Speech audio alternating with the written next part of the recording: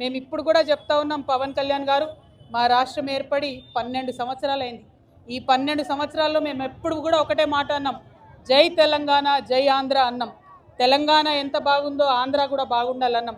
నేను ప్రత్యేకంగా లోక్సభలో నిలబడి ఆంధ్రకు ప్రత్యేక హోదా కూడా ఇవ్వాలని అడిగిన. మేము తెలంగాణ వాళ్ళం ఎప్పుడు కూడా పక్కొంది గుంజుకోవాలని చూడం. పక్కోడు బాగుంటే మా కళ్ళు మండై. మేం బాగుండాలని కోరుకుంటాం తప్పితే పక్కవాడు చెడిపోవడాలని ఎప్పుడు కోరుకోలేదు. మా ఉద్యమంలో ఒకవేళ మేము అట్లా కోరుకున్నట్టయితే ఉద్యమ స్వరూపం వేరేలాగుండే. మా బిడ్డలు ఆత్మబలిదానాలు చేసుకున్నారు తప్పితే ఒక్క పరాయి రాష్ట్రం వాడి వ్యక్తి మీద కూడా చెయ్యి ఎత్తలేదు మేము ఎప్పుడు కూడా. ఆ విషయాన్ని దయచేసి పవన్ కళ్యాణ్ గారు గుర్తుపెట్టుకోవాలి.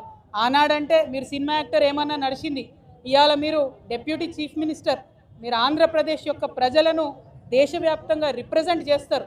మీరు మాట్లాడే మాటలు కూడా మీ ప్రజలకు ఆపాదిస్తారు. కాబట్టి జాగ్రత్తగా మీరు ఆలోచన చేసి మాట్లాడాలని